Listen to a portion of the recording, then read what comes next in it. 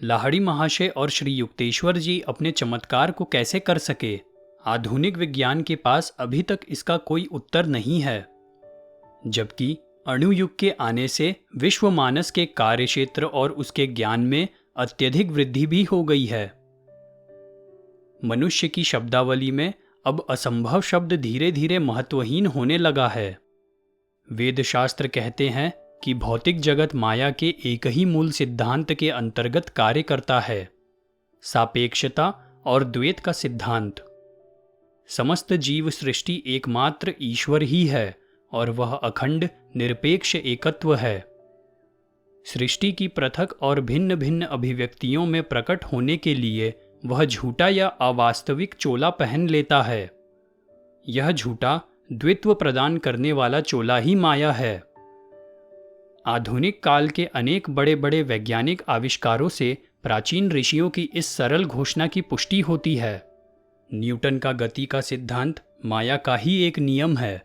प्रत्येक क्रिया के लिए उसके समतुल्य विपरीत प्रतिक्रिया होती है।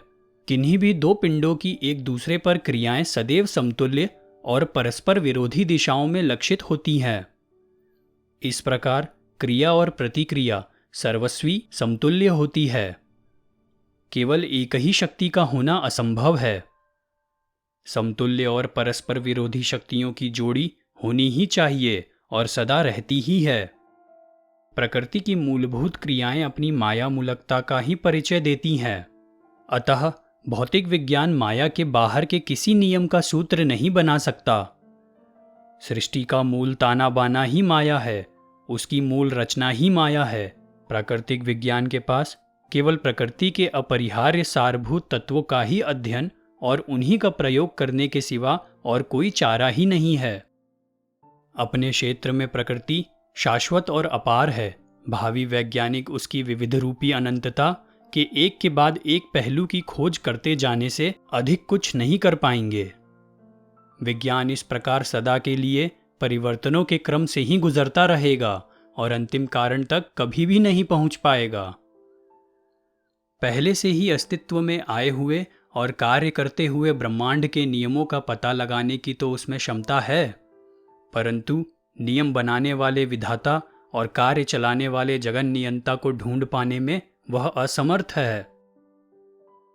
सहस्त्राब्दियों से अवतारों और सद्गुरुओं ने मानव जाति को माया से ऊपर उठने का कार्य दे रखा है। सृष्टि के द्वैत से ऊपर उठकर उसके पीछे विद्यमान रचयिता की अखंड एकता को पहचानना ही मनुष्य का सर्वोच्च लक्ष्य माना गया है।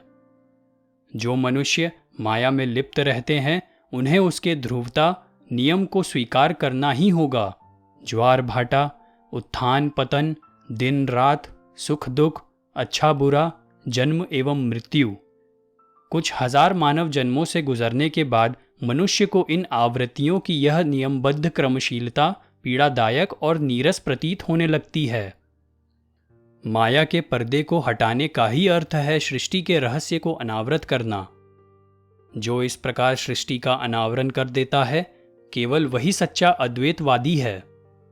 जब तक मनुष्य प्रकृति की द्वयात्मक भ्रांतियों में उलझा रहता है तब तक छल कपटी माया ही उसकी आराध्य देवी होती है और वह एकमात्र सच्चे ईश्वर को नहीं जान सकता। माया या अविद्या को बौद्धिक विश्वास या विश्लेषण के द्वारा कभी नष्ट नहीं किया जा सकता।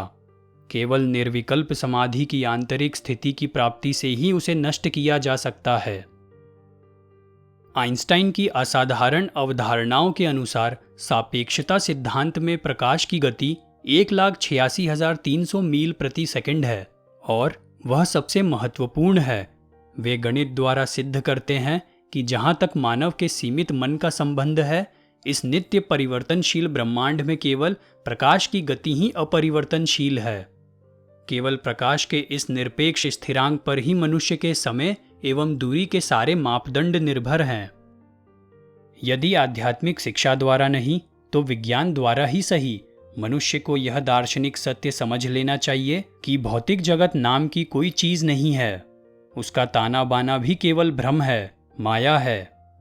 विश्लेषण करने पर उसकी सत्यता की मृग मरीचिकाएं विलुप्त हो जाती हैं। भौतिक जगत की सत्यता के प्रति आश्वस्त करने वाले आधार जैसे जैसे मनुष्य के सामने ढहने लगते हैं, वैसे वैसे मिथ्या जगत में आस्था रखने की अपनी भूल का उसे कुछ कुछ एहसास होने लगता है। गणित में प्रकाश गति इसलिए प्रतिमान या स्थिरांक नहीं है कि 1,86,300 मील प्रति सेकंड की संख्या स्वयं पूर्ण है, बल्कि इसलिए है कि कोई भी पदार्थ पिंड कभी भी उस गति को प्राप्त नहीं कर सकता, क्योंकि उसकी गति के साथ उसका वस्तुमान बढ़ता जाता है। दूसरे शब्दों में कहें तो केवल ऐसा पदार्थ पिंड प्रकाश की गति के साथ जा सकता है जिसका वस्तुमान अनंत हो। यह संकल्पना हमें चमत्कारों के नियम के द्वार पर ला कर खड़ा कर देती है। जो सिद्ध जन अपने शरीर को तथा अन्य वस्तुओं को प्रकट या अदृश्य कर देने की, प्रकाश की गति से संचार करने की और सृजनक्षम प्रकाश किरणों का उपयोग कर किसी भी वस्तु को तत्क्षण मूर्त रूप देने की शक्ति रखते हैं, उन्होंने इस विहित शर्त को पूरा कर दिया होता है। उनका वस्तुमान अनंत होता है। सिद्ध योगी की चेतना उसके छोटे से शरीर से बंधी ना रहकर अनायास ही ब्रह्मांड की रचना के साथ तद्रूप हो जाती है।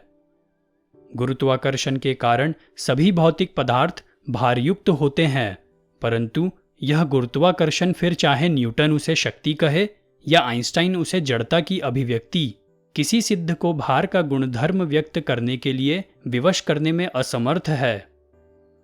जो अपने को सर्वव्यापी परम तत्व के रूप में जान जाता है, वह फिर काल और देश की सीमा में आबद्ध नहीं रहता। आबद्ध कर रखने वाली सीमाओं के सारे घेरे अहम ब्रह्मास्मि के तेज में विलुप्त हो जाते हैं।